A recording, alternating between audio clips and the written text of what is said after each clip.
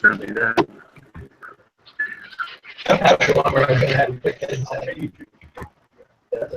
Okay, can you hear us now? Yeah, I can hear you.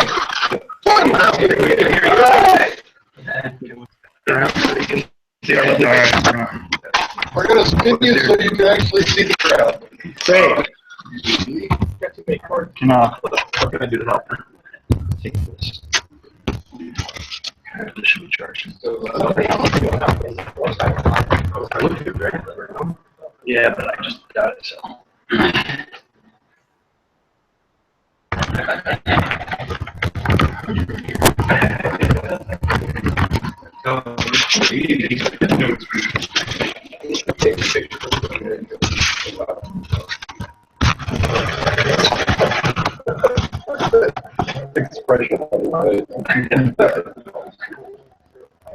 Get ready. Hi, guys. Can you tilt your screen a tiny bit so we get more of your dad and less of your spot? All right, a little bit up.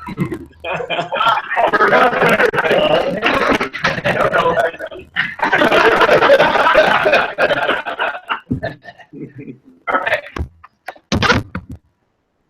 So are we good to go?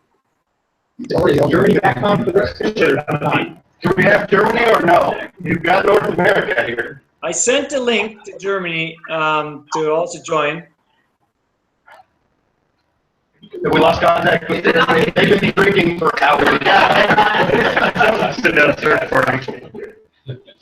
All those facts are solo thing in his backyard is also.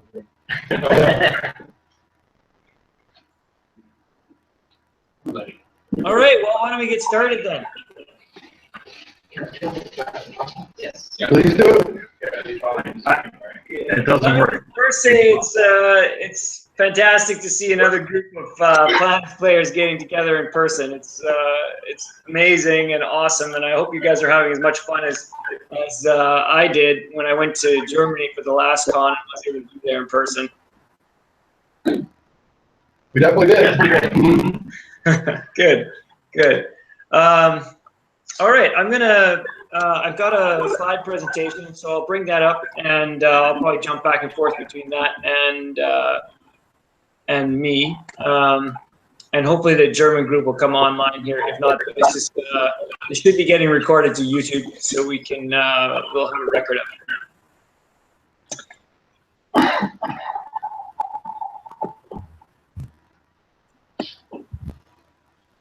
All right, state of the Nuniverse. Let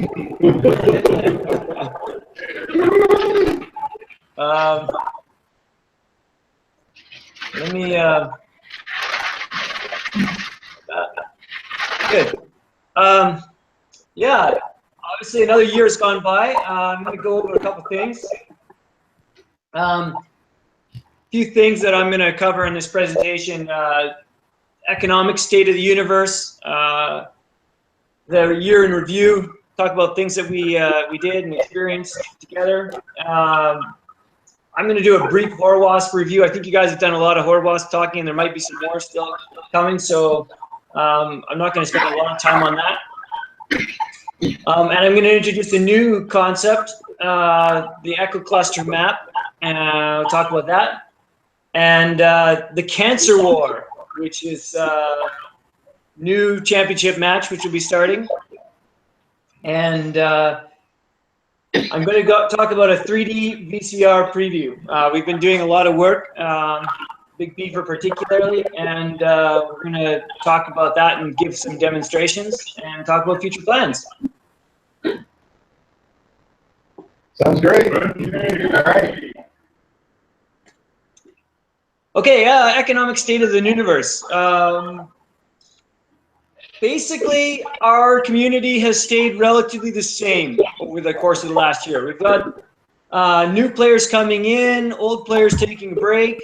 The overall active community size has been more or less the same over the course of the year. It's kind of gone up and down a little bit, different times a year. People play more in the winter and less in the summer, understandably. And but we've got about the same setup. This is kind of a good thing and a bad thing. On one hand, it's great because we're stable, and on the other hand, we really wish we could be growing a bit more. So we're focused on trying to get growth going and try to get a new group of people engaged and excited about planets. Big Beefer, I want to say big shout out to him. He's been working away nonstop on various projects behind the scenes, and he's produced a lot of the stuff that you guys are going to see today. Again, we're really committed still to long-term planning with the project and how to take things to the next level. You know, I'd really love to see planets grow by an order of magnitude, and that's something that I think is entirely possible. We just have to find the right combination of things to make that happen. And we're trying to go down some new roads to try to engage a different type of audience as we go forward. So I see a lot of guys in the audience that are a lot like me, teenagers in the 90s, or maybe in their 20s in the 90s when the game first came out. And we need to get new set of teenagers and 20-somethings on board. So we're looking at ideas for that. So anyways, overall, we're still very strong in terms of you know, our economics. We're able to continue working on the project, and everything is good. And we have lots of exciting goals for the future. All right, year in review for 2015 and 2016. Well, first off, there was this.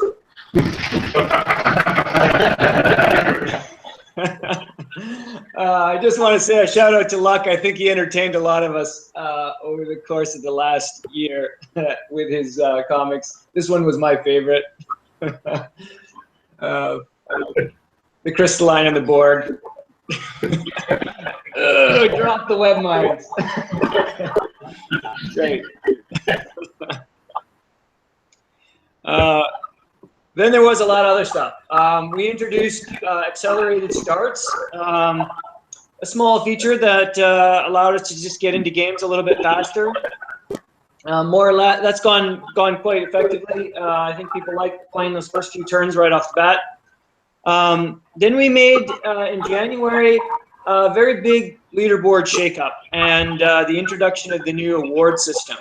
And we're seeing this working very well. Of course, there's lots of debate on the site often about how the leaderboard should work and whatnot. But in the end of the day, what we want is the best possible players working their way to the top and ending up in those championship matches, and so that we get the best quality games in those ones.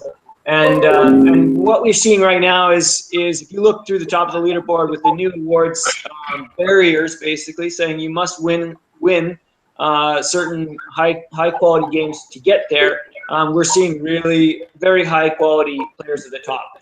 And this next championship match, the Cancer War, which we're going to be talking about a bit more later, is going to be the first match that's involving or since this leaderboard shakeup. So we'll see how the quality is reflected in that next game. After that, Joe Snoffy became the Emperor, the winner of the Leo War, the Crystalline. So congratulations to him. He didn't get to serve as Emperor for very long, as Darth Balls became Emperor after winning the Gemini Award just 4 New Years later. And so I just want to make sure that Joe Snoffy gets recognized in that time, and he certainly is one of the most fearsome competitors in this game. I know that he's the one that I think all of us have faced, and every one of us has lost to, since he's never lost a game. So definitely a very good Emperor, and I'm sure we're going to see him back on the throne again. We started development of the 3D user interface, and essentially we've been doing proof of concept work over the past few months, and you're going to see the results of that as we look at how to how to just create a more engaging user experience, so that all of you who've had wives and kids and everyone, friends, describe it as that, you know, that game with the circles. We'd like to create a different image of planets, so that people look over your shoulder and go, wow, what is that? I'd like to try that. And so we're working on different things there, and we'll show you some stuff.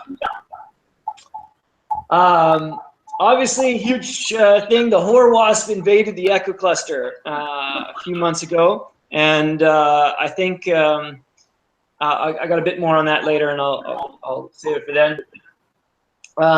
We also did a big server migration, and I know we were down for about a day, and I appreciate everybody's patience when that happened. We've been planning a server migration for a while. The old server was getting a little bit old and underpowered for the continuous stuff we keep adding. And one of the things about Planets is that the way we've set up the new site is it keeps accumulating data, and so we store every single game. We really value that historical record of all those things so that we can all look back, calculate statistics, measure all that. And so that just continues to increase the pressure on those servers over time. So we migrated to a much bigger and better one, and now things have been a lot more stable since we've done that. And so that was a big project. That was it's not the most fun project, but it in terms of new features and things, but it was very important to the future of where the stability of the site. As I mentioned, then Darth Balls, after a fantastic game in the Gemini War. I don't know. I think many of you are probably aware of this, but Forger is actually my father, and he was participating in the Gemini War. So in this particular game, I followed it very closely, always from Forger's perspective. And so I want to say I told him he should attack Darth early on. But he liked Darth, and he'd had a history with him. And even as Darth said, the game seemed to start before the Gemini War actually started. And Darth had good relations with Forger, and so he wasn't keen to start that early aggression. So the end result speaks for itself. I also want to make a shout out to the volunteer documentation team, Gnurf, Whisperer. I know Gnurf is there. I just want to say thank you. You guys are doing wonders with that, and I know there's some other guys involved as well. And so thanks to the entire team that have been doing an amazing job with the documentation. There's not enough words to say how amazing it is what you guys have done, and I just want to say thank you from the Planet's new team. That has just taken so much work off our back and allowed us to just focus on keeping on building new stuff. So thank you. You're welcome.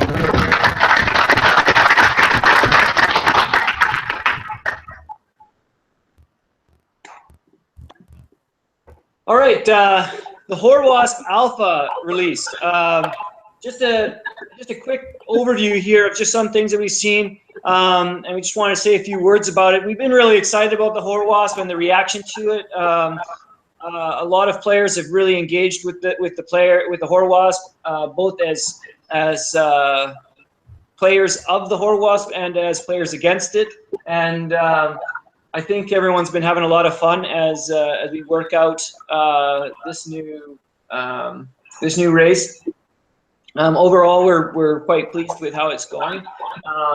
Still a balancing act to work out. The melee that I'm in has been very exciting, fighting against MJS and Fury and a few other guys, and a lot of crystalline web mines around me, and it's been really interesting. I think right now I can say with authority that they're not overpowered, which is we would like to see them be actually a little bit more powerful. When Big Beefer and I worked out a lot of the details together. We talked about, should we try to make them overpowered or underpowered, or which way should we miss on? And we thought, well, let's make them overpowered, and then we can bring them down a little bit versus going the other way around. And we missed on that, frankly.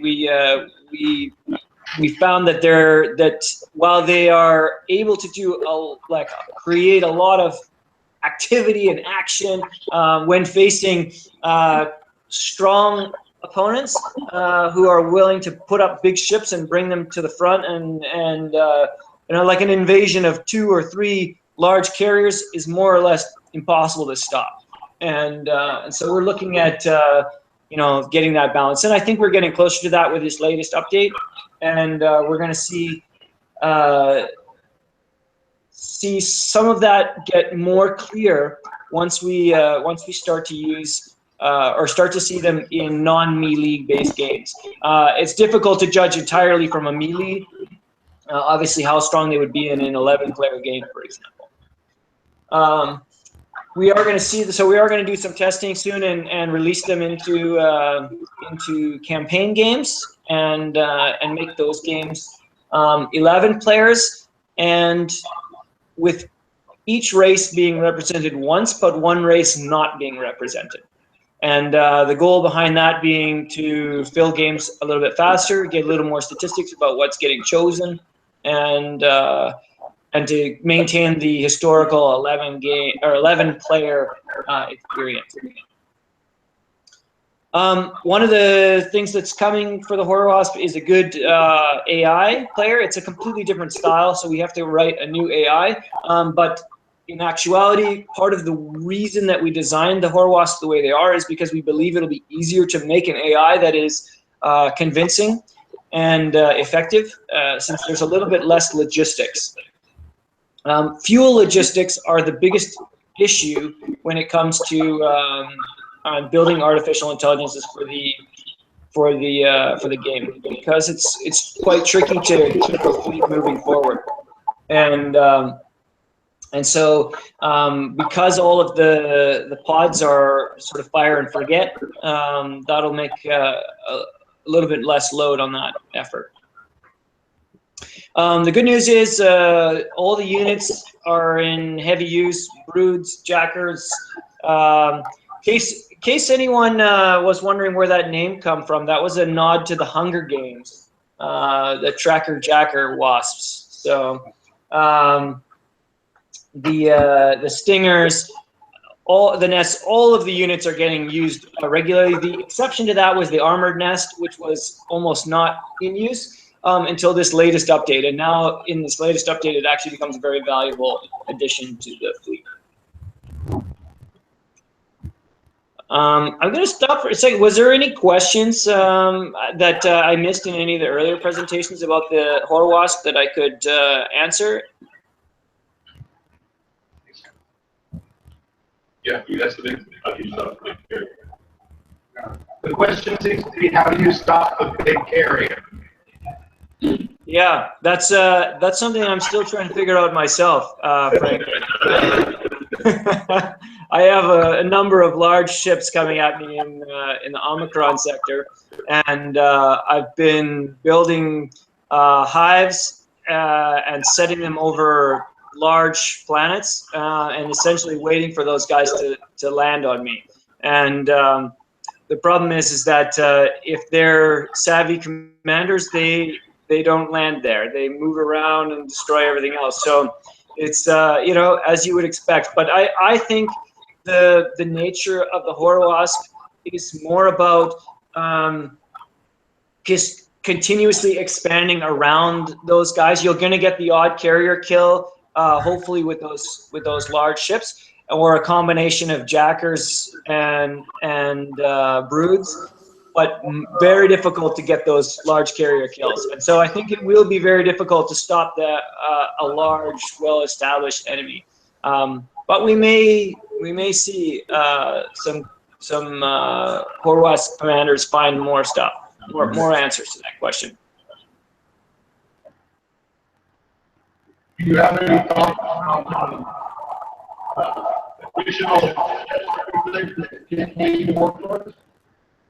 Can you repeat that question?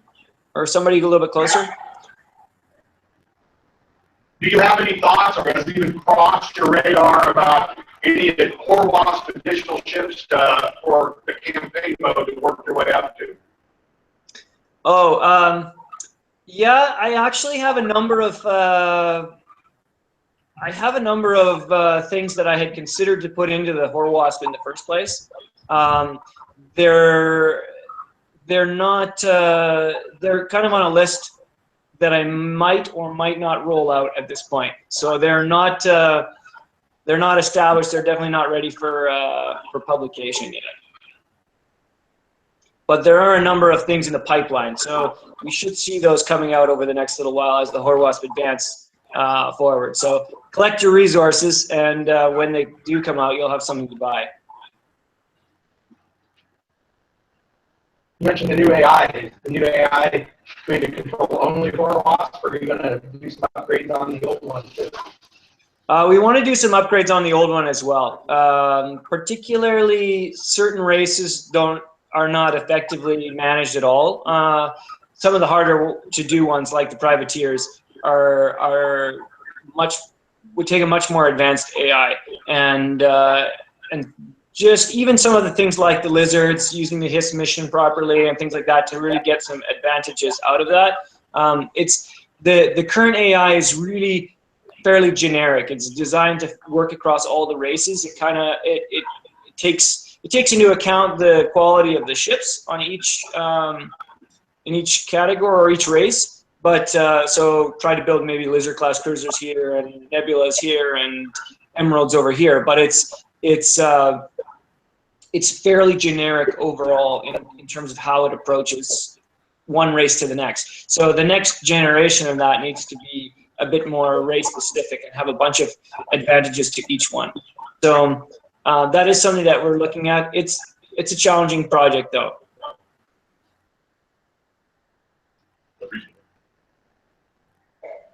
All right, I'll continue, and then we can come back. I've got another questions and answers at the end, and be happy to answer any more questions we have. Okay. So can I make a question? No. Yeah, sure. One more. Sure, go ahead. On the Horwasps, are you going to implement something to make it possible to have some more automation in programming the planet management? For example, to keep the natives growing and adjust the larvae, the harvesting, in order to keep the natives growing, because this has to be trained every turn by turn, and it's a complex task. Yeah, so I'm just going to repeat the question. So the question is can we automate further how to manage the Horwasps? Yes, and, for example, with the normal races, you can select to manage the tax level to keep the happiness. Okay. Yeah. Well. So do it. Yeah. I think I understand what you're saying. So especially regarding the harvesting, particularly, yes. It can be frustrating because if you make a mistake, you can suddenly harvest up all of your natives rather than having a balanced harvesting and growth process. So yes, the answer is yes. We can build some tools to do that, and I have been building a little list for myself as I play through the turns of things that I think are important in order to make that a little bit easier. And I imagine we've already started to see a couple of add-ons being created, and the good ones will roll into the UI for sure. So the answer is yes, especially regarding that harvesting. I'd like to just make a checkbox that allows you to just maintain a balance, like harvest to growth kind of ratio. But of course, what we really see with the Horwasp is that playing your planets is what you spend your time on. And it's different from the other races where maybe you barely touch the planets, and different people use different add-ons. For myself, I tend to like set a lot of things, and only a few planets I play each turn. But I spend all my time on the ships. Whereas with the Horror Wasp, it's the reverse. The ships are kind of the smallest amount of time, and most of the time is spent on what to do with those planets. So it's a different approach. But yes, we can make it a little bit more automated.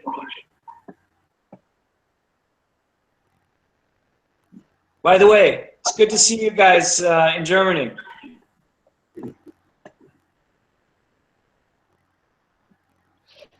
All right, I'm going to continue.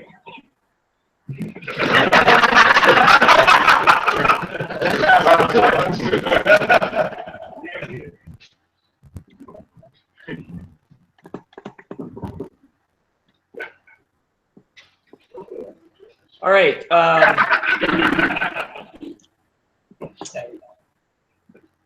Some of you may or may not remember this, or if you'd seen it last year. This was a map that I presented near the end of the State of the Nuniverse address last year. And this is the Nuniverse as we know it. It's an entire galaxy that is centered by the Echo Cluster, and this is how we represent the Echo Cluster in the planet's new universe. And inside of the Echo Cluster, inside of this map, every one of these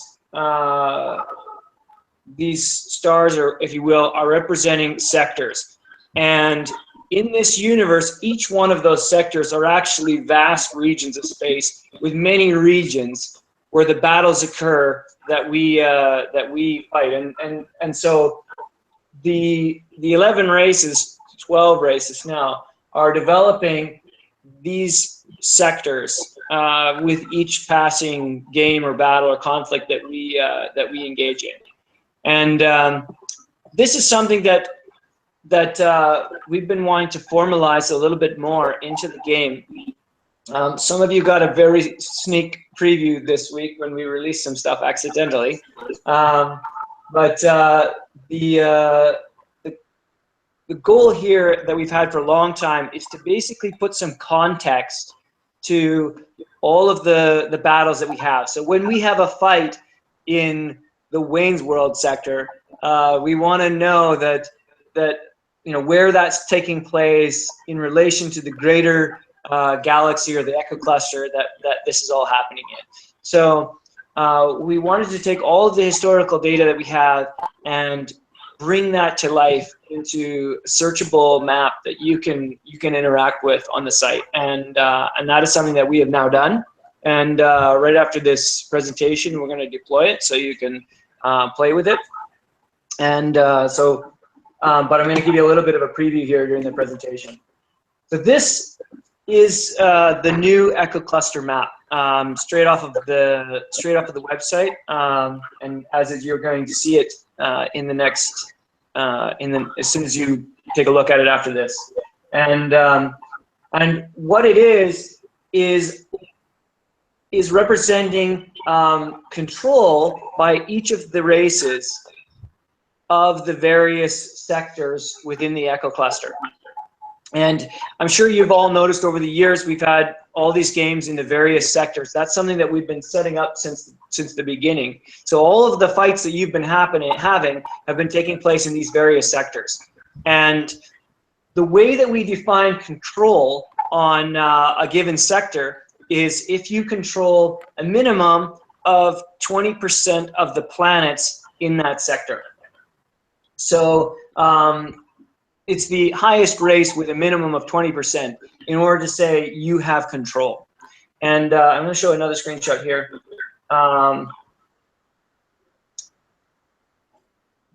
Basically, here we can see on the map the planets or the sectors that the privateers control on the map. And the privateers control the most by far and away, 66 sectors controlled. This is unsurprising, as we know that the privateers are very good at capturing planets, and though they have a much harder time winning at the very highest level. And but against intermediate and lower players, they're one of the most feared races in the Echo Cluster. So what this is representing, and you can see, you'll get a chance to play with this and dig deeply, but it's showing the sectors that they control, as well as a new concept called trade routes between these sectors. And the trade routes have a value associated with a metric we're calling stability. And what that stability is and every one of these sectors now has a stability value. And what that is the likelihood that that is the location of the next battle. And so the more stable a place is, the less likely it is to go into war again. And so when we get those announcements, war has broken out in the Altair sector, then we know that that was probably an unstable environment that war is taking place in. But if one race can become a clear-cut victor in that particular sector, then that sector will stabilize and be much less likely to go to war again. And what we're hoping this will mean is that over time, right now we have a very fragmented universe where the races have their sectors all over the place. And what we're hoping is that over time we're going to start to establish some empires in the greater echo cluster, where races that are winning sectors will be able to create more stability. And the reason that this will also work is that when two planets are near to each other, within 162,000 light years, the two planets or the two sectors will connect via trade route, and that also increases stability. So the more sectors that the privateers own around each other, the more stable those sectors become, and their empire becomes stabilized and won't break out into war. And hopefully we're going to see this start to form up some empires. So just as I said here, the idea is it's a global look at the Nuniverse and Echo Cluster where our story is unfolding. So the goal here is really to give us context, to know that when I'm fighting here, I'm fighting for the privateers in this sector. And if I win this game, I could stabilize this sector and make it so that it's part of the now, the growing privateer empire or the growing Birdman empire. And it's meant to bring a little bit more meaning to this. And as we start to write some additional stories in the Echo Cluster, and I'm going to talk more about that later, we're going to be able to see where those things are happening and just have context. Technically, as I said, the sectors are comprised of many regions where each of the battles take place. So think of each of those sectors as vast areas of space, and we are taking essentially slices of those in order to have our battles. In addition, the Echo Cluster is split up into 25 quadrants. There was 4 at one time, but then they just kept adding them, and now there's 25. And the quadrants are visible on the map when you're looking at your own impact on the star map, and you can see that those are also separated into various areas. The 4 corner quadrants, which is where all private games and crazy things are happening. The outer regions where mentor versus midshipman games, beginner games, they're all happening. And the closer you get to the center of the Echo Cluster is the most serious games and the greatest value of those sectors. And quadrant 13 in the heart of the Echo Cluster is where most of our championship matches have taken place. Outside the Echo Cluster, we have a vast region of space known as the unknown worlds. And these are thousands of sectors, so many that they're not all represented on the map. And most of, or many of the players in the Echo Cluster, the new commanders, they come from colony worlds in the unknown worlds, and then they migrate towards the Echo Cluster to do battle and represent the fleets of the various empires. And as I mentioned, so we have this new concept, stability, which is influenced by trade value. And we'll talk a lot more. I'm sure there'll be a lot of discussion about this on the site, and I can answer some more questions about this at the end. But this is going to go live right after this presentation. And you can start to play with this. And now you have should begin to get a sense of where your fight is actually taking place, and what it could mean to the greater Nuniverse, and to the Echo Cluster, and what's happening there.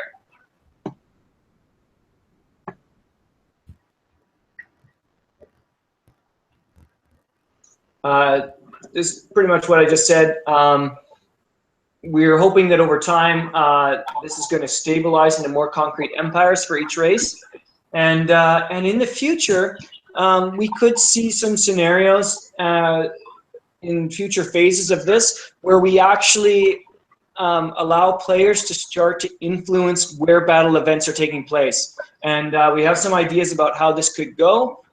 So that each of us as players, given our history, have essentially the ability to vote or influence, destabilize an area, if you will, so that if you feel like you're representing the Birdman and you want to create a battle in a place that's going to be strategically valuable for the Empire, or for the Empire of the Birds, then you might be able to influence the next place where a battle is chosen to happen. And that's something that haven't built it yet, but it is something that is on our mind for the future.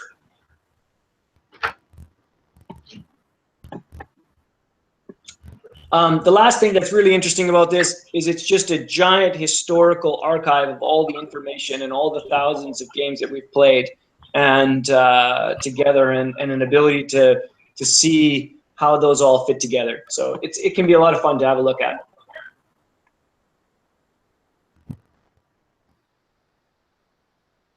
Here we can actually see one more screenshot. It's the same privateer, but you can see when you look at an individual sector, you can see that in this sector there was five conflicts, or 5 games played in this sector, and 2,000 planets were developed, and of those planets, this is the ownership ratio. The Feds own 400, the privateers 640, and because the privateers have greater than 20%, and they're the highest, they control this sector. And because this sector is close to some other privateer-owned sectors, it's got a high trade value, and it's 100% stable, which means a new conflict won't break out on this in this sector. You'd have to break some of these trade routes in order to get that stability to drop down, and then we could see a battle happening there. And that's where this influence in the future might be a factor.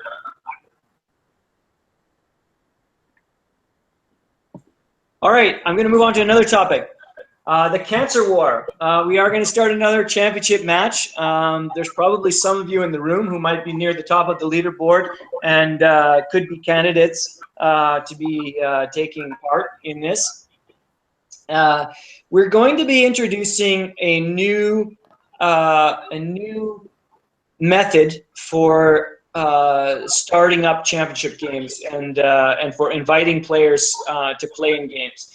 We found this to be quite intensive in the past in terms of our workload, and also can be frustrating trying to get those games to fill. Sometimes we've had cases where one race or another has taken a while.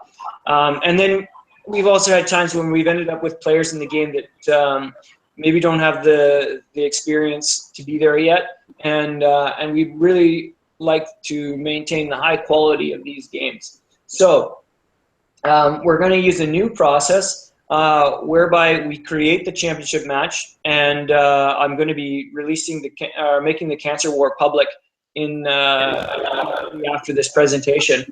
And anyone who is a vice admiral or above in a given race will have the option to express interest to play in the championship game using the interest button. And once we have 11 commanders, one commander for every race, which is at least a vice admiral or above, then the game will start by taking the highest rated commander for each of those races and putting them directly into the game. And so that game might take a little bit longer to start, but it will be set up in a similar fashion to some of the other games where people are expressing their interest, and once we've got that set, we're going to start it. And this way we can be assured that we need at least a Vice Admiral or above. At the moment, I believe there's only 2 Vice Admirals in the Evil Empire, so it could be a little while before, unless one of those guys are ready to go for a champ game, it could be a little while before this starts. But we're going to be setting up the Cancer War right after this. It's ready to go. We just need to make it public. Joshua, So, go ahead. We did have a little bit of a glitch here, technical in Ohio, where we lost what you said after Vice Admirals expressed interest. But how do you actually select a specific Vice Admiral from the pool of 5 or 6 candidates who express interest? The highest ranking Vice Admiral for a given race will get put in to the game. So each player puts in their rating or their expression of interest, and there are some players that might be Vice Admirals in more than one race. Essentially, their highest race would get attempted first. So the computer will take everyone's highest rank and attempt to put them into the game, and then fill those slots if there's a higher ranking officer in one, but then you're high enough in the other one, or you're the highest in another one, then you could get slotted in there. So it's just taking the highest ranking officer. So if there are 2 lizard commanders that are Vice Admiral plus and both express interest, the higher ranking one, most achievement, will get inserted into the game.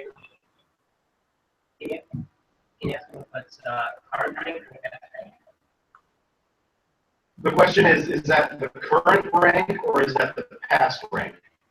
It'll be the current rank. It'll be at the time that the game starts. So the host program will be scanning that game continuously, looking for a combination of players that it can put into the game that have expressed interest. And the moment that it finds that, it will use the current ranks at that moment to put the players in. So if 2 players have expressed interest from the lizards at the same time, and they're very close in rank, they need to keep fighting. The highest one could get in at whatever time that the Evil Empire commander comes in that completes the set.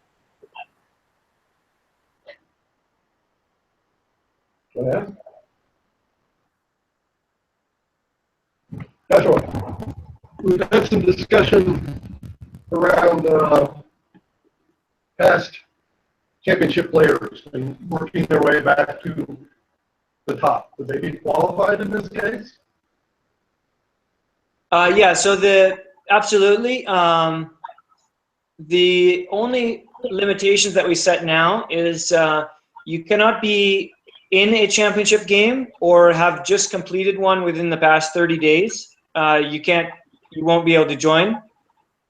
But past emperor or past players that have played and been Supreme Commander and lost their achievement will, of course, have dropped down and have the ability to earn their way right back up to Vice Admiral, which in many cases is a little bit easier road because they may have already earned the award.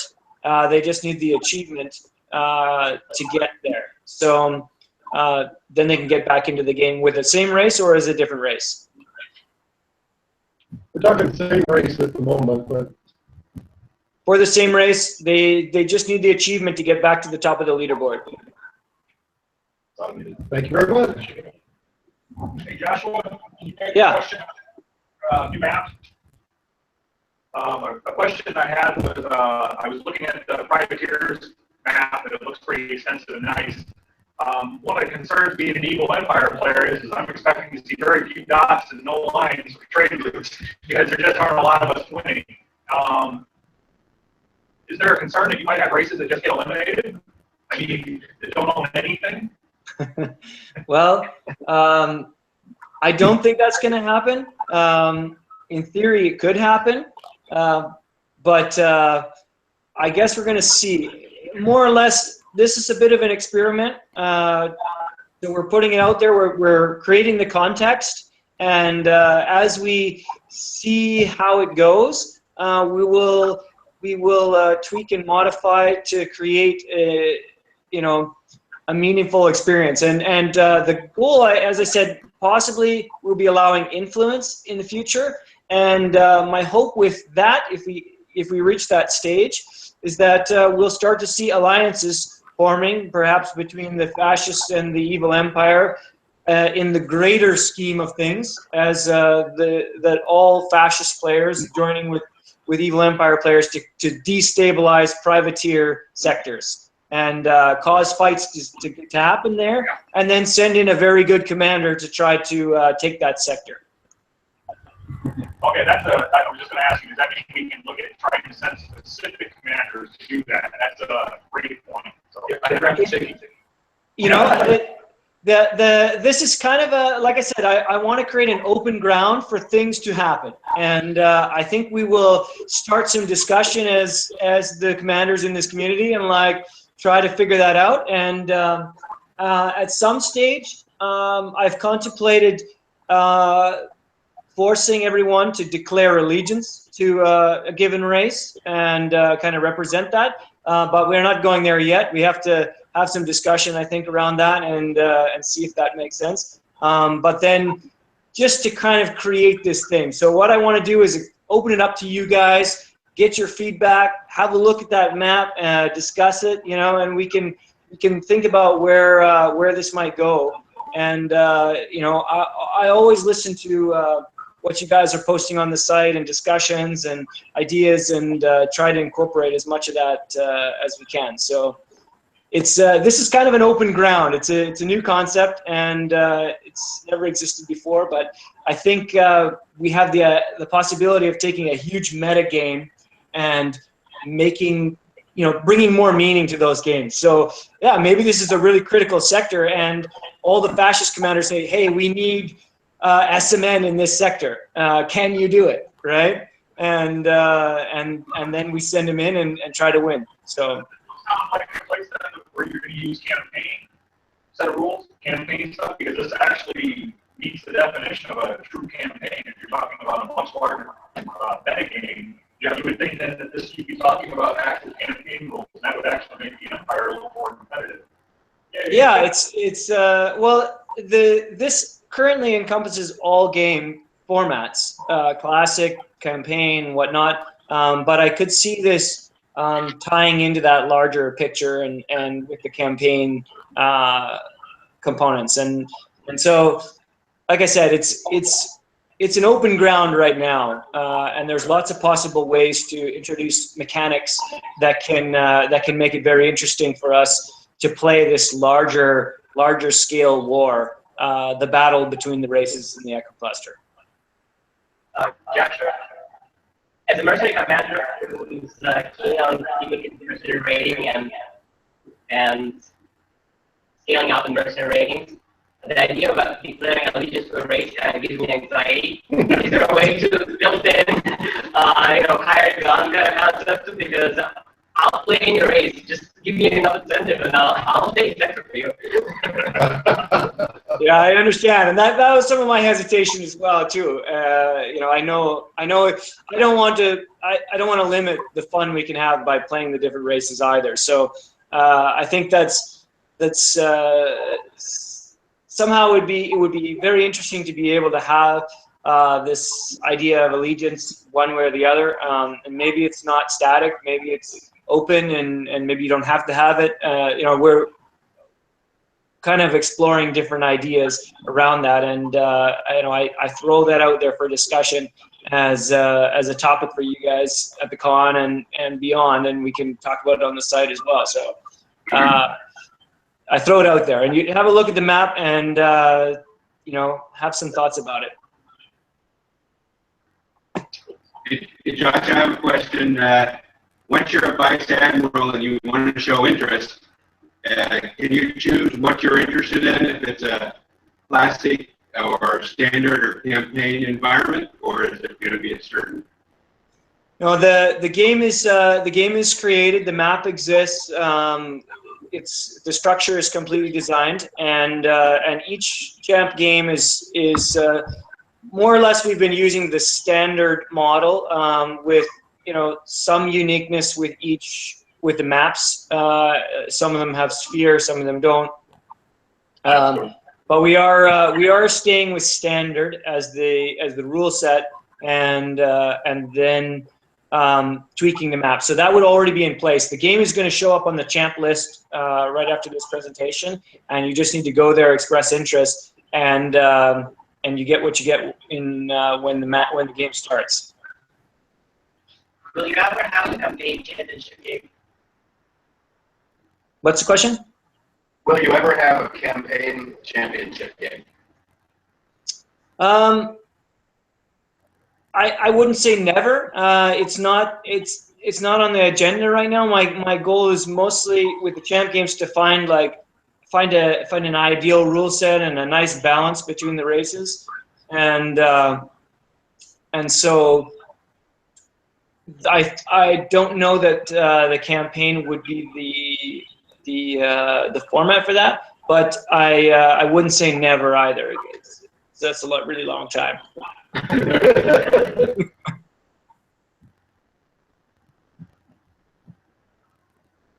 All right, I'll continue. We can go back to some more questions at the end.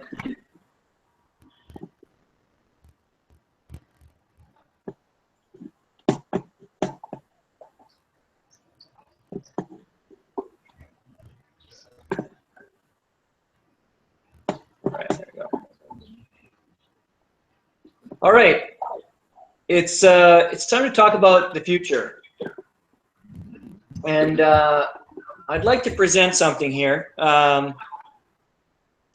This is the future of planets as we see it. It's a new our new goal towards reaching a new audience and expanding the game. And what we want to do is we want to create a new, rich, single-player experience that is just open to many new players to come in, play, and enjoy, and learn about the game, the history of the universe. And so we'd like to present Planets New: The Unknown Worlds, a virtual story which unfolds in the richly historic universe of Planets New. The basis of our story: a damaged vessel has appeared from the far reaches of the unknown with news of the discovery of a powerful and dangerous artifact. Surrounded by an aggressive new alien threat with massive organic ships, the Wasp. As a fresh commander in the Outer Worlds colonization unit, you find yourself at the edge of the Echo Cluster and in the heart of a galactic adventure. And so, as it says, this is hopefully something to get excited about, where we want to create a single-player experience that has a good AI and a very nice storyline for new players to just come in and enjoy and just play at their leisure. And in order to do that, we want to increase the quality of the graphics and create an experience that is more visual to tell this story in. Something that more younger video gamers today are more familiar with, and something with a little bit less pressure. One of the challenges that is faced for certain in multiplayer competitive gaming is that, and particularly in Planets New, and is that only one player wins the game and the rest are losers, and that's not particularly fun. You have to have a very thick skin and a strong sense of yourself to go into a lot of games and lose and still stick to it. I think all the people in this room are in these two rooms are like that, and that's why we're here. But many people are not, and so we want to give them a way to interact with our universe that is purely fun and purely designed for enjoyment and experience, and that's what we're hoping that this story will allow them to do. And we know that some of those people will go on to play in the competitive multiplayer environment, and once they've fallen in love with the game and learned how to play it and overcome the challenges. And by creating a single player game, we hope to kind of guide the user through, starting with a limited rule set and expanding out to the larger one. And we've tried various approaches in the past, and we're hoping that this is certainly a new approach that we're hoping is going to provide the answer. And I'm going to give you a little screenshot here. This is a quick screenshot from some of our proof of concept work, where we've got a 3D map here, and each of the planets are actually represented as systems, star systems, and you're really looking at like a star system with the circle representing the warp well and the heliopause of the solar system, if you will. And this new user interface, it's very immersive. It lets you actually zoom right in. I don't know how well you can see this on the screen share, but that's a planet, what you would normally think of as a planet in planets, but it's actually a star with a series of planets around it, and every one of these star systems or planetary systems are unique. Now, for the sake of the game, nothing is changing. It's just how we're representing a planet as a system, as a star system with multiple planets. And as you develop those planets, you're getting a more visual interaction of that developed star system with small satellites and ships and things moving between those planets and whatnot. So really a new experience of the same game, but much more visual and much more engaging. And that's some of the work that we've been working on. It's still in a very early stage. Which is why we haven't gotten to the point where we're presenting, demonstrated versions of this. There's lots to work out in terms of performance and models and whatnot. As there's a lot of it's just a big project, and we are making tons of progress. The bulk of our focus over the last few months has actually been focusing on the VCRs, and that is something that I'm going to give some demonstrations of in a moment here. But first, let me talk about the Unknown Worlds. As I said, the Unknown Worlds as a game, as a standalone game, is meant to be an in-depth storyline for a single player to play. So what we are imagining here is that this is going to be a new downloadable game, which is going to play on your desktop. It's not going to be in your browser. It's going to work for both Mac and Windows. Apple and Windows computers, and you can download the story, play it, go through the entire thing, but it is going to connect to the site and to the Planet's new host as well, so you could play multiplayer games on that user interface and whatnot as well. So, but the story itself will feature the Horror Wasps as the primary antagonist, but along the way you're also going to be facing off against privateer bandits and Crystalline and Cyborg and all of our favorite races, and you'll be playing as one of 3 to 4 races that we have in mind that you can choose to play as, and then advancing through various levels as the story unfolds. And along the way, you'll be able to find some special campaign artifacts, which you'd then be able to collect and actually use in your games. So we do hope that the single-player experience is going to be something that is fun for everyone, even the most experienced veterans, to be able to go through this journey with us and ultimately stop the whore wasp from invading the echo cluster. And part of this project is to create. A big part of this project is to create a new or a more improved AI. To the question that was asked earlier, we're going to have to expand upon that AI in order to support this this new story. We also have a side goal to create more tools around the creation of this story, and a strong end goal would be able to create a set of tools that allow you as the community not to just create a private game, but to be able to create an entire story that your fellow players could play, just like the single player version that we're going to create, The Unknown Worlds.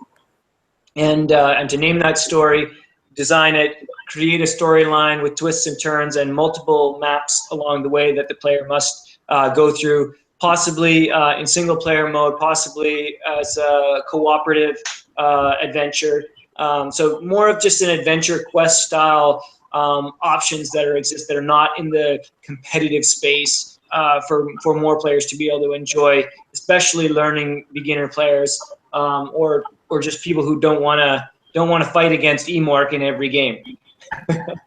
And but all of this content, we want to make it playable through both the web and the new 3D user interfaces. And so the web interface is still absolutely critical to the future and what we're focusing on. And we're going to make that everything work through both user interfaces. Joshua, can I ask you a question that Sure. many people might have? You're talking about a desktop client. Since it sounds like that hasn't been finished yet, is it possible to nudge you in the direction of making that client able to download most information?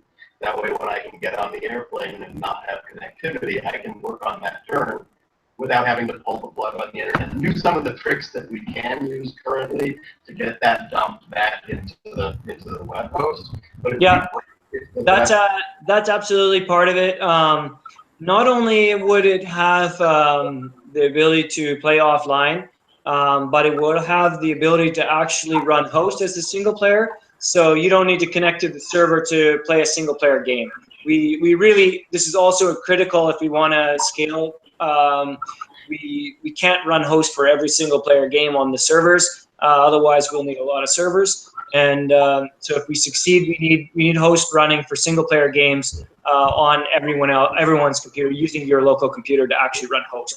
So both the host program and this user interface is going to be built into this new downloadable client.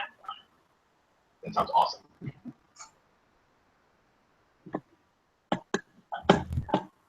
Next slide. All right, I'm going to give a very cool demonstration. I think I can only do a screen share. I tried to do some stuff to pipe a video in correctly, but I can only get a screen share to work. So the quality is going to be a little bit lower here. But I'm going to explain, and I'm going to show you something here. Fleet combat VCRs, and for all of you traditionalists who are panicking out there, don't panic yet. I'll explain how all this works in a moment, but we're going to give a demonstration of fleet combat in the new 3D here. So forgive the quality because I'm just going to do a screen share, but I'm going to be publishing all these videos on YouTube directly after the presentation, so you can watch them in high quality and get the audio feed correct. But without any further ado, I'm gonna bring up this video.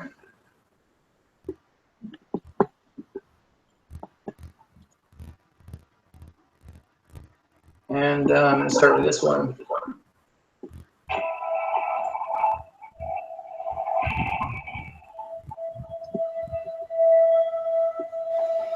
So this is just a setup of a new of the new VCR, and I'm just going to let it play. But you can see here, this is a battle between a Gorby a diamond flame, an emerald, and a biocide.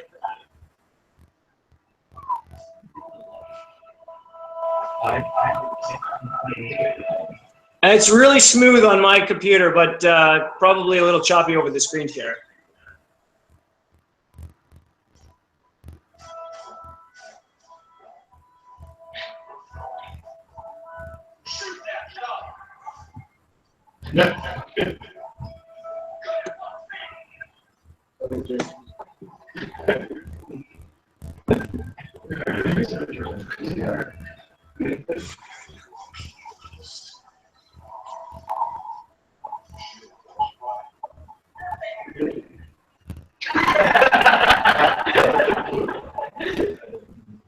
I saw something that makes me. I would get on.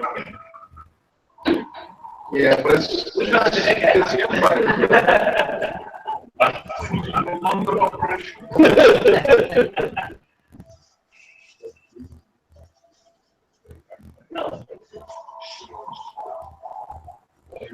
Now just seeing that and everybody else like, just pick up like that. Yeah.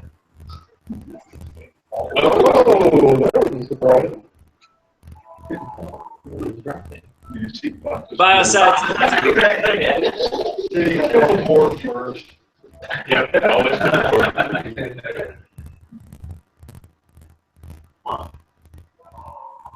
So, Molly, So it calculates in series, but it displays the Ask the question if that's actually what it really does. that's what I was So this fight was actually taken directly from a game that happened recently with Big Beaver, and I can't remember which game it was exactly, but it was a huge one with 100 VCRs in the last turn. And I think some of you may have even been in this game. But that was the first fleet combat that you guys have probably ever seen for Planets, and something we're feeling pretty good about. I'm going to show you another one now, and then I'll explain how all this is working. Here's well, I've got two more. I'll show you a large carrier battle.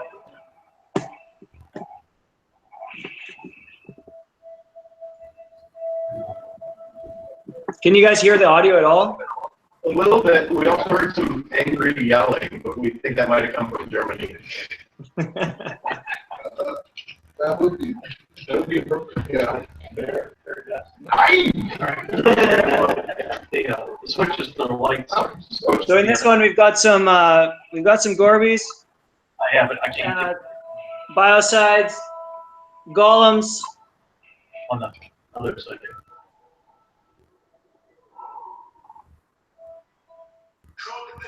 There's a Rush class heavy carrier and Crystal Thunder. That's the Crystal Thunder on the top right now, passing by. And a Diamond Flame, the smaller black one. Okay. And this is a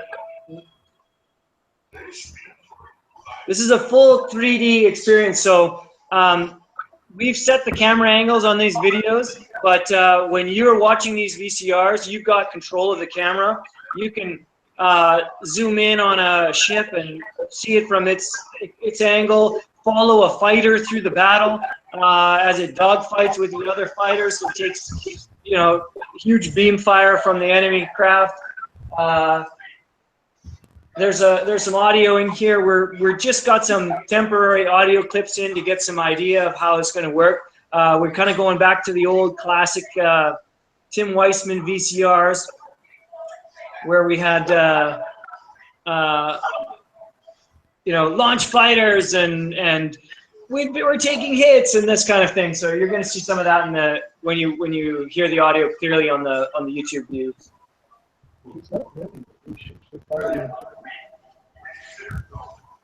You get to choose your targets or targeting.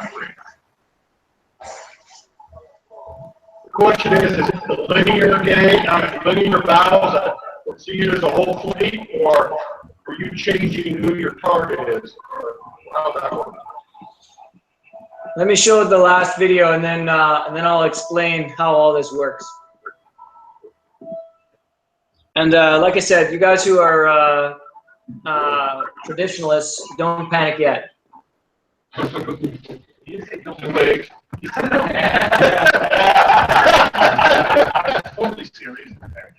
Here we got a battle against a planet.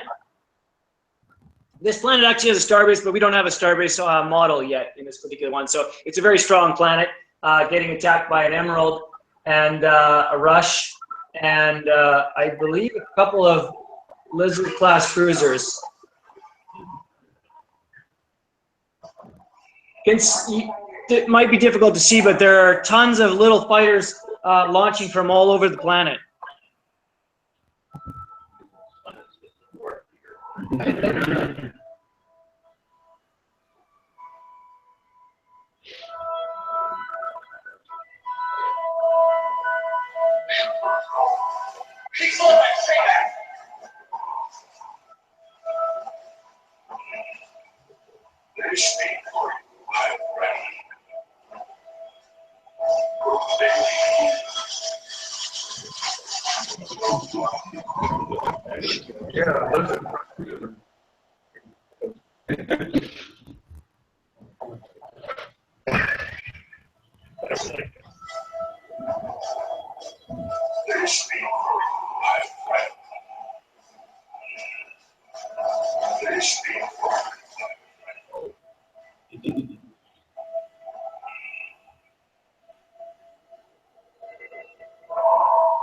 Now we can see the Russia's fighters strafing the planet.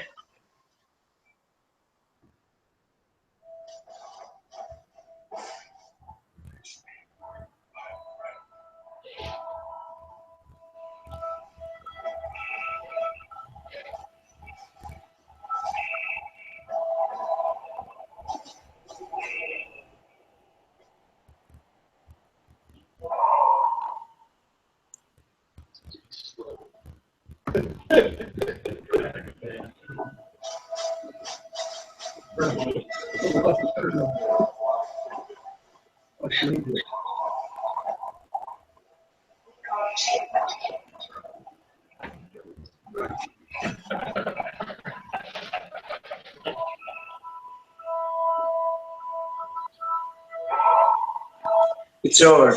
We don't have any code yet that shows that the planet's been captured, but we'll be coming up with something for that.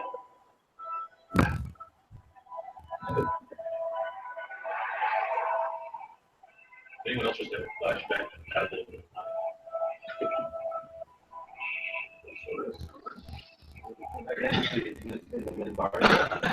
that's the one.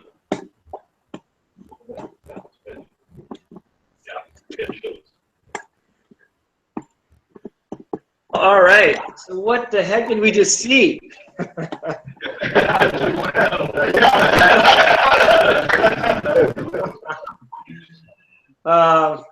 Fleet combat. All right. First thing, the most important for everybody to understand, and everybody probably panicking. This fleet combat. I'm just trying that. This was not any different game engine than what you're completely used to. All it is a completely new way of visualizing the same outcomes that happen from the existing combat engine. So when we have a large group of ships coming together, instead of fighting them one by one, we take all the things that happen in all those VCRs and we mash them together and create a visualization which represents the exact same result. And so it is possible to watch the one versus one battles. You can still watch those standard 1-1 battles to understand what just happened, the mechanics of the fight. But for the sake of the pure joy of it, we just throw all the ships together and see a giant battle happening between those ships. And the only decision that we have to make is is do we bring all the, do we release a little bit more information, like what all ships were there? And I think that is something that we will probably do in the future. But essentially the idea is when two fleets meet, let's see them fight as fleets using the same combat engine that we're familiar with without having to generate a whole new combat engine with mysterious relationships that we don't understand. And so this is just a new visualization, and it's really exciting to watch. We're still scared. So Joshua, I'm getting some heads in here that are nodding in discomfort over the last bullet you have there, because you're leaking fleet composition to players who are not directly involved in the combat. Yeah, absolutely. We are going to. Really, what we with regards to that last point there, we keep looking at how can we make the game more viewable, more watchable, and more enjoyable, particularly for the audience. And one of our the one concession that we want to make here is that major events from Champ Games, like a huge battle like this, would be shared publicly. There's not so much leakage there. There's a little bit, and depending on how we do that actual video, we probably wouldn't show, for example, on the public version, we wouldn't be showing ship weapon information and things like that. But we would be showing the battle itself with this. This is the fight that happened, and I think. Often we know a lot of this anyways in public games because of the explosion messages, or in a game we know, okay, clearly we know that a big fight just happened between the Borg and the robots over here, and 7 ships died, and a couple of poppers must have went off because I can see that in the scoreboard. So we think that the little bit of extra information that might leak out will be far outweighed by the benefit and joy that the rest of the community gets when being able to watch a massive battle that happened in a championship game. Like reality. I don't like you guys watching it as a documentary. So Josh, I signed up with my brother. we just watched like turns of the year, and we saw like a Gorby take out 10 damaged golems. So the effect would be still the same in this fleet battle. You'd see like 1 Gorby and 10 golems and blowing around, something like that. That's totally what you see. Yeah. Hopefully we can get the glory device in the VCR too, so you see those going off. And do the damage, and then we can see the battle. Oh, there were 7 D-19s that blew up, so hopefully the T-Rex has just disappeared. Would that be part of the VCR in the future, or is it currently? Sorry, what was the question? The question was, do we get to watch the D-19 blast those to 86% damage, and then watch the one ship come in and finish them off? Yeah, I totally want that, and I think we can. I also want the ships that are not in the combat, that don't actually fight in the combat, but are present. Let's say you get 20 ships, but only 10 are in the fight. Yeah, it's a very good question. I would like to see them in the VCR, but it is a leaking of information potentially. Not always, but in some cases it could be a leaking of information. So if they're not cloaked and they're present, I would like to see them in the VCR, which would be a slight change or like concession to the game. Again, for the sake of just seeing that massive fleet in the VCR. So, you know, it's something that we probably wouldn't have happen in a classic game, but probably would have in standard.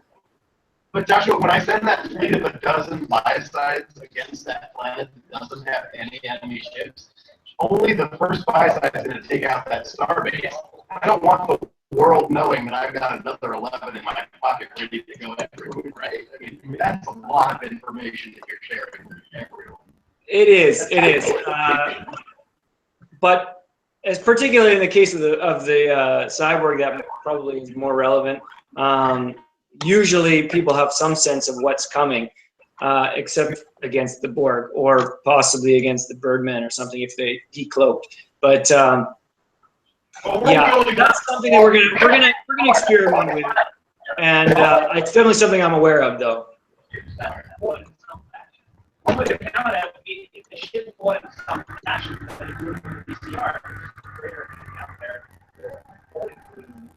What about having NATO on the NATO being publicly shared?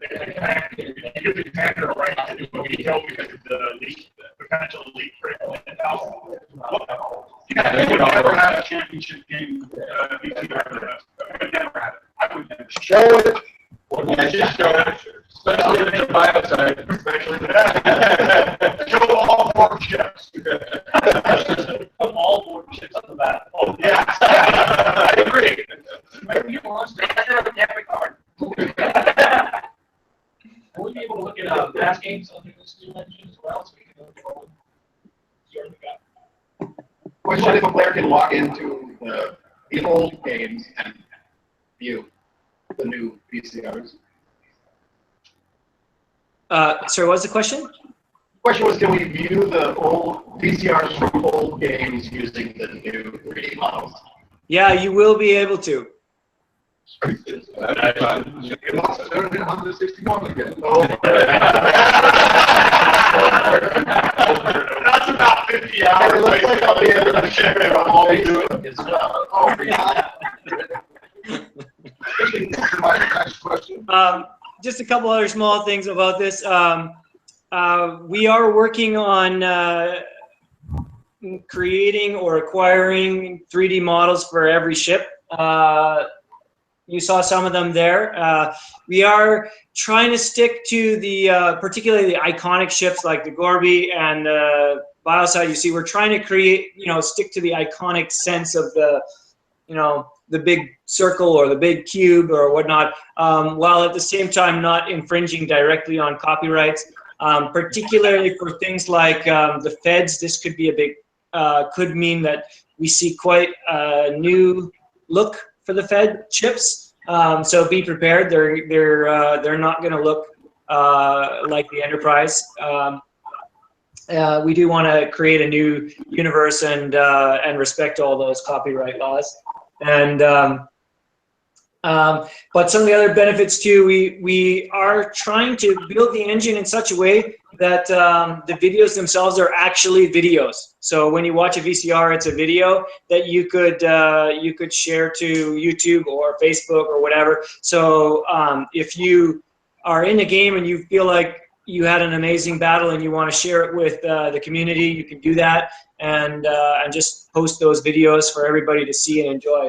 And we're hoping by creating this more visual experience that we're just going to get much more exposure and have more awesome stuff to show the world about how interesting Planets is and how much they want to play it. So, hey Josh, any plans to have fleet combat break from the standard combat model? Do actual fleet combat at some point? Is it on the radar? Yeah, I've thought about that, but it's definitely not. It's not on the radar right now.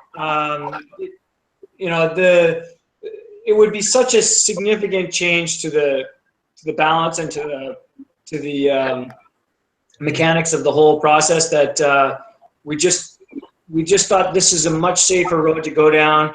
And can be just as enjoyable.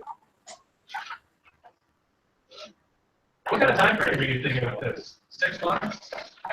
Sooner? Yeah, I've got a slide talking about that. Future plans, or when is all this coming? At least 1 year before we would have the entire 3D version with single player edition.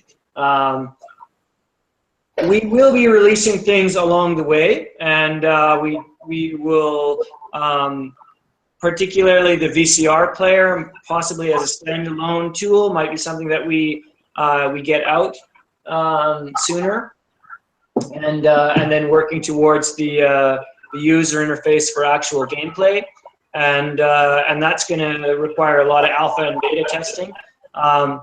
That the technology is kind of, you know, it's heavier working with 3D technology. It takes longer to build things, and it's heavier and more graphics intensive, and we need it to perform on all kinds of different devices, and so that's it's definitely a challenging project. And as you know, we're a small team. Big Beefer is the primary developer in this tool set, and he's working away every day at this. And I'm doing a lot of the work on the AI and the story and the games and itself. So that type of there's just a lot of work to be done, and so this is going to take some time, and it's a big investment by us in the future of Planets New. As things go along, we will likely engage a small group of players to start testing with it, and you know, we'll send out some invites and also some offers to get people that are interested who want to participate in that to do so, and then you know, opening it up to more wider beta releases. And as we improve things like the AI along the way, all those things will just come online automatically. Those will be going live to the and available via the current website as we build them. As I said before, we're still fully committed to supporting the browser UI, and we want everything to work in both. But you won't be able to see fleet combat in the browser UI, for example. You'd have to be using the 3D version to get the fleet combat view. There is going to be a cost to this. There's a big development effort going on here. So the new user interface will be sold separately from the browser version.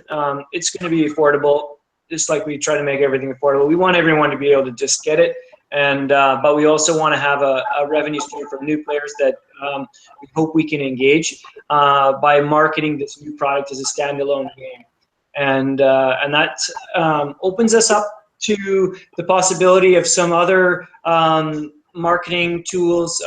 We do hope to get on Steam at one point as an indie release and release this on there, which is a large online marketplace for those who are not familiar with that. And we're looking down those roads of trying to really get more into the mainstream and push Planets into the mainstream with this new 3D version. As for the mobile development that we've done thus far, it's currently on hold. It's not going anywhere. We're not taking it away or anything like that. But we're not actively developing on it, as there's a possibility with the technology that we're using for this that it will actually be able to run on be compiled for your phones and devices and whatnot with touch capability. So that's something that we're looking into, and once we know one way or the other, then we'll make some decisions around mobile and devices, touch devices, on how that could work. We know that's still an area we'd like to improve in, but again, it's every avenue and every platform that we try to approach is another big development effort. So there's a lot of things getting balanced. So that's the timeline. I think I have one last thing to present, and I think slide 22 is that. Let me see.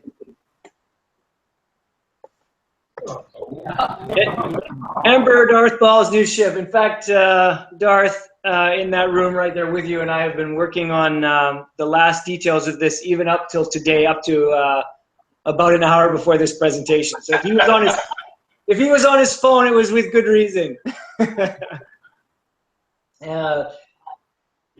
I almost feel like, Darth, you should read this.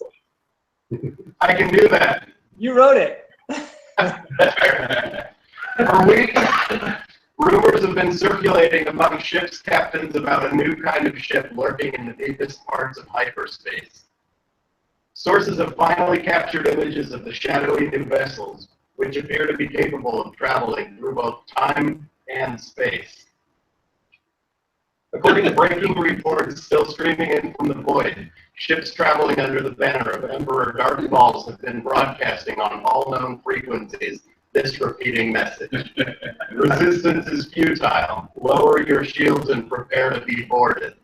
The past, present, and future belong to us. So How much take over there, Joshua? we'd like to introduce the Lauran class temporal lance. Go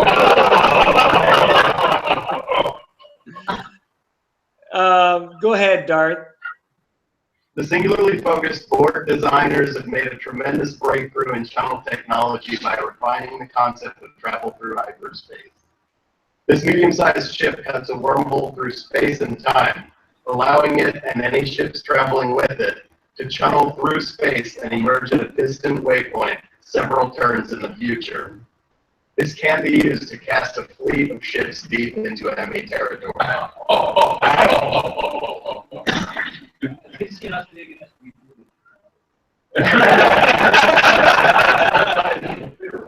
This is the mid-sized battleship that we needed. We got that. That's not. That's pretty heavy. That's pretty good.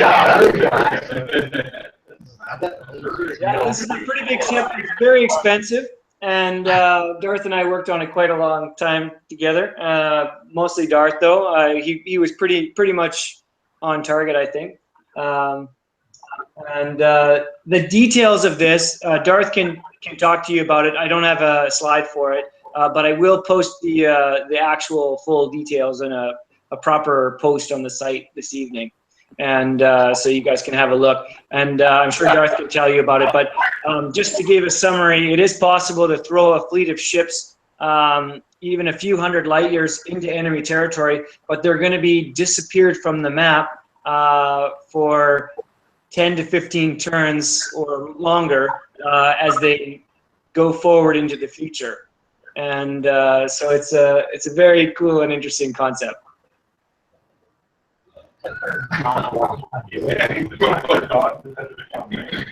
It is. The element of ludicrous speed that I alluded to. Basically, the faster you're going, the farther you overshoot it. But the higher your warp speed, the farther you can propel past the fire cloud that you're advancing toward, and the longer it takes for your ships to re-emerge from hyperspace. There's a random element both to exactly where your ships will appear, and there's a random element to exactly when they will reappear.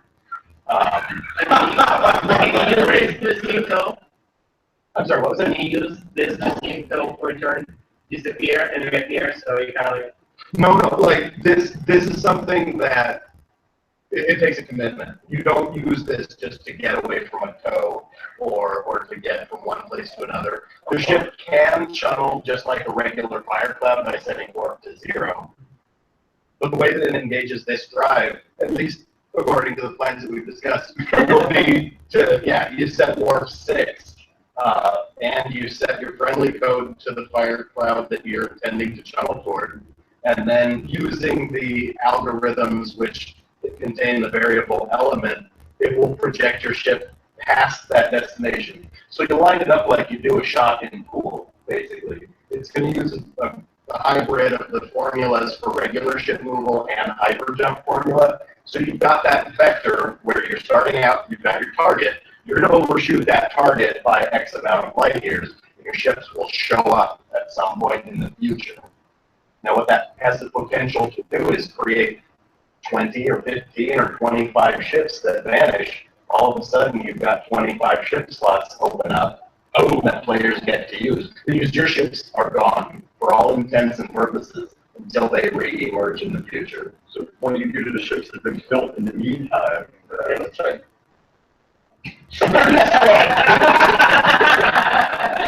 We haven't specifically answered that question, but I believe it will be resolved through the programming.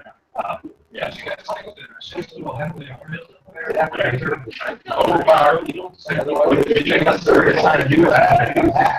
So if you don't set the overshoot for too much, right? You can entirely fake your entire fleet disappear. Build a whole new one. So I said, if Ted is listening, you'll yes. It's always done.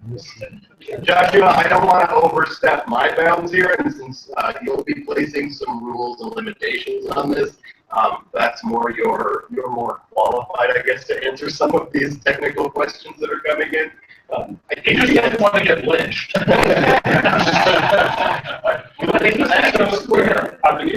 Proposal of making all warships visible or nice counterbalance. When will we get it before your lands disruptor? 25 extra turns. As soon as one of the things that we did build in is you can have no more than one of these time channels going on at a time. So there might be only 2 or 3 of these events in a game. If your ships are gone for 20 turns, you can't be lining them up one after another and go everywhere. There are limitations to it. I'm just sure we're not really shipping. Yeah, 20 turns. Now it's only got 20 to say. The question is the shortest amount to I just want to make one comment about it. It's not implemented yet. We just finished the design, so this is a slightly premature announcement, but it'll get developed. It's not particularly hard to develop this one, so it shouldn't take very long. And hopefully we'll get it in this week, and then it'll be live. I was a message that got the channel open, but I was going to maybe suggest we create some of those really low warp speeds just to prevent what I think some people in the room are already worried about, which is setting one of these channels for 3 or 5 turns in the future and using that to exploit getting 30 or 40 new ships built. That's certainly not the intention of this. I recommend maybe we disable warps 1 through 4 or 5 just to get those higher warps out of there.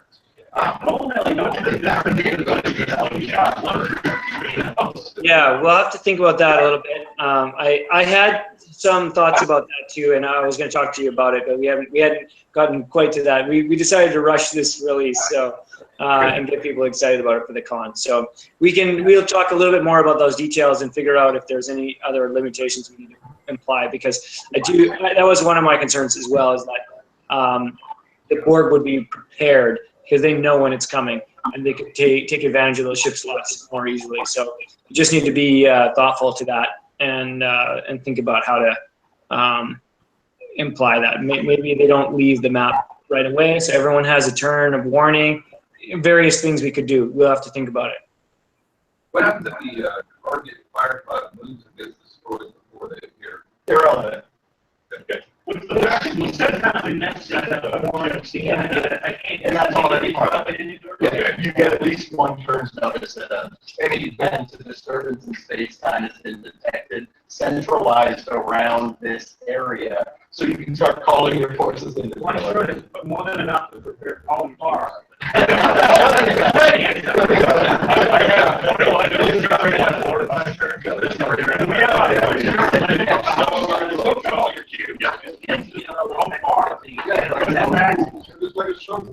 Oh, yeah. The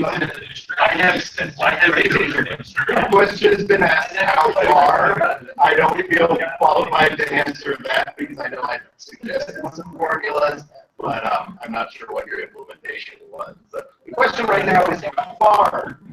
We'll present some of that stuff, but we do have the early projections that Darth has put forth are up to, I think 700 or 800 light years, like very far. But that implies that you're leaving the map for 25 turns, so a really long time. So it's going to be something you have to think about, and certainly interesting, depending how many ships you're throwing out there as well. So there's a lot of interesting strategies that can come up.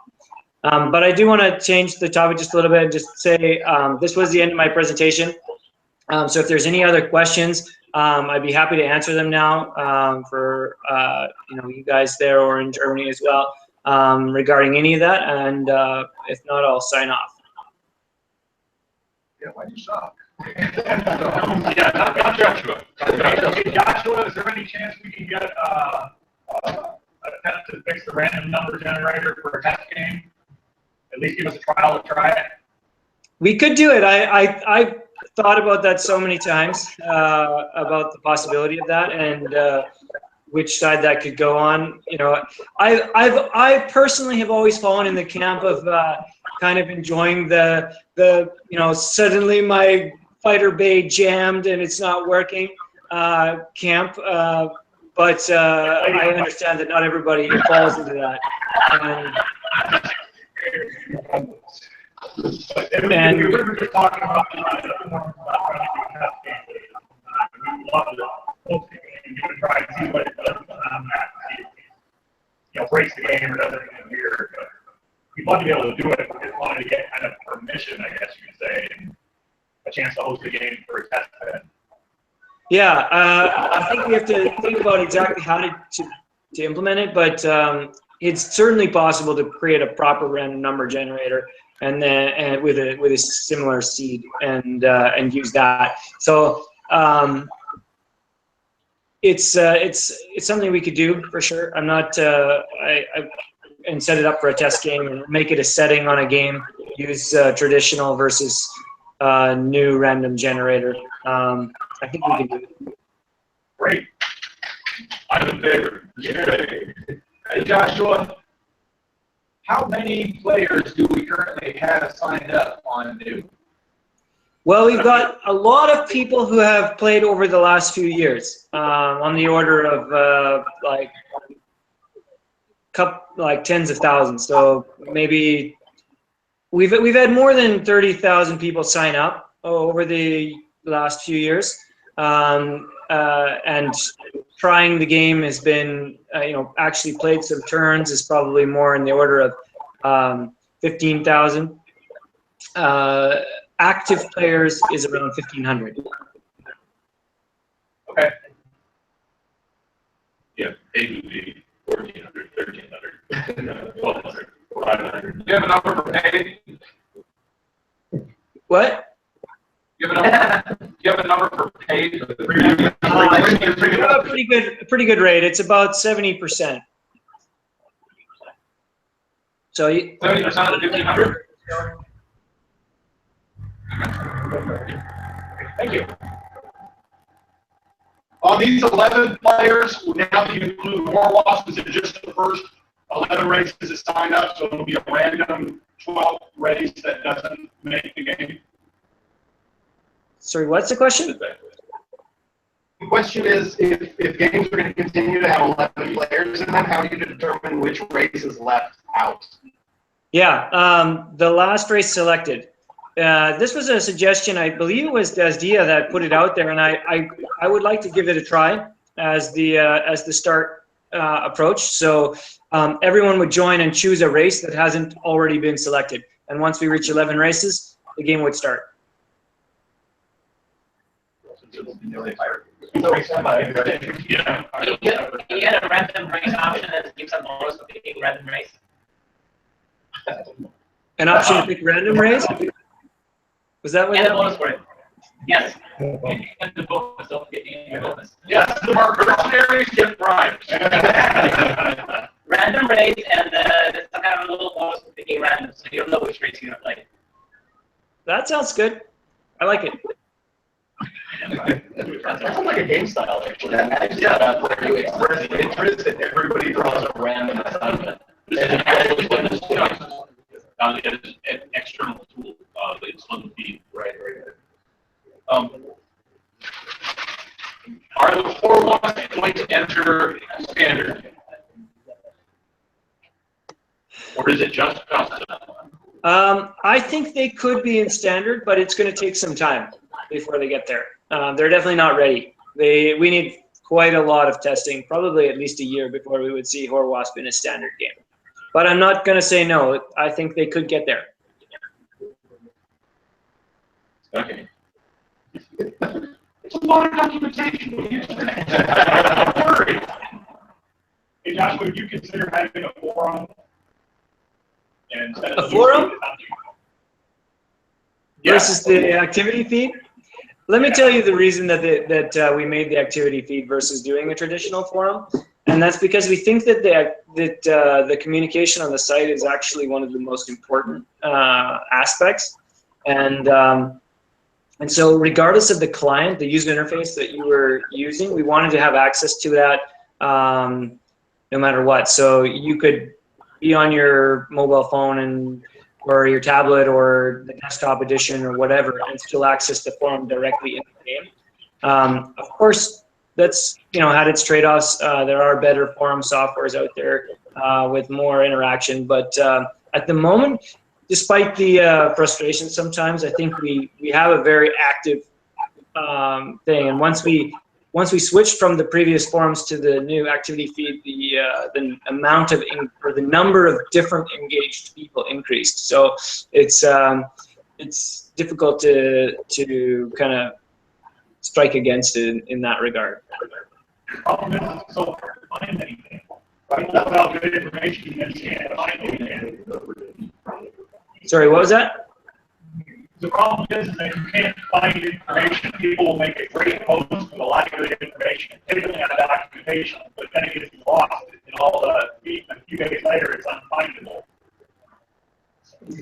Yeah, and definitely we've tried to make a couple of attempts to improve that with some search tools and whatnot. I mean, and we might be able to do a bit more in the future. We just haven't done it probably enough to do it. It's just a matter of the limited resources that we have that are getting directed in the focus has been, especially the last few years, really trying to grow the community. So we keep trying to focus all of our development efforts towards getting new players on board, and we've tried a lot of different things. And so there are definitely some things that I think would be nice to have for the existing community that are getting prioritized a little bit lower. And as we try to focus on the new stuff that is hopefully going to get the community to grow. We don't want to go into this mode where we're only adding that one little feature or the next little feature that is going to make existing players happy, while putting what to be the most important is the growth of the community on the back burner. And one more additional feature or a slightly more searchable forum is not going to add any new players. It's going to only contribute to the depth and of course benefits for everyone on board, but it's not going to get more people to sign up and play their first 5 turns. So that's where we're really focused on is trying to get that in. And so I do wish we had a bit more resources to accommodate more of those things. And that's also about growing the community. The more we can grow, then the more resources we have. I can tell you that I would love to hire a designer, which is an amazing graphic designer, and but we don't have the resources to do that yet. So we focus on the what we do have and what we can do, and produce as much as we can during that with what we've got. And Joshua, there was, I hope, with you here, which is more important, which is retention is also important. Because recruiting 100 new members is important. We hang on to them. They're with us for years. And the usability of the program is one way that you could improve retention eventually. Sorry, I didn't hear the question there. It was more just a comment about, we all heard that you said that you're focusing more on attracting new members, but the crowd here also felt like retaining those people, getting our claws in them is also important. And if we can increase usability of the site or access to the site, that will help hang on to those people that we've already enticed and brought in. So the other thing is a big challenge to retention is sometimes life just gets in the way, and then you realize you can't play the game you stay too long. Maybe simplify. If you're supposed to simplify the mechanics, not the underlying mechanics, but like just getting the terms in faster. But I don't. I took a couple of years just because I just didn't have the time to do That was a difficult technical problem, though. Well, not necessarily like simple things. Like, for example, we have the checkbox where you want to put a ship and double check. How about like hey, remind me 3 times. Or having a freighter and have you have the ability to set the orders for 4 turns in the future, like next turn move here, down, beam down this, beam up that. Next turn move here, beam up this, down, beam down that. And now you can forget about that. Basic service, something like that, just to simplify.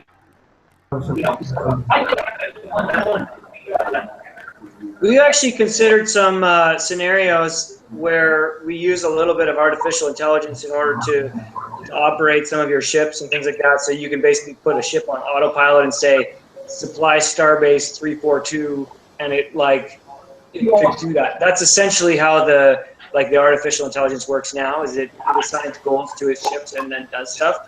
And certainly those kind of things could speed things up a lot. But the feedback that I think we would, if we had this discussion on the site in a thread, we'd see a lot of opposing viewpoints up to it. It kind of goes back and forth. And the thing that we see a lot is new players, they don't have huge empires. It's not the time to play the turn that is really what holds back the beginners. And certainly retention is a big issue. That's why we do a lot of work. We release new stuff to you guys all the time, because we do know that we want to keep it interesting and keep you guys entertained as well, and fit in as much of those tools. And we've also had the big benefit of the add-on community, and they've done a lot of amazing things. And I want to again make a shout out, or a new shout out, to those guys. I think I did last year too, the add-on community for all the amazing work they've done to make everybody's turns more playable and faster. So kudos to them. So I think I'm running out of time here. Is there any other questions that I could address? Yeah, Joshua. There's not so much a question as we would like to thank Tom Graves for organizing this. He put it together very quickly, and we're very grateful for that. And even though he's not online anymore, we would like to welcome you all to Rowley's home to Helsinki next year. Helsinki? Helsinki. Finland. Fantastic. I also want to say thank you to Tom Graves, or to Tom, for organizing all of this. Great job, and thanks for putting this together. This community only exists because of you guys, and all of you who are on this call. So give yourselves all a big pat on the back, and let's look forward to some more years of fun together.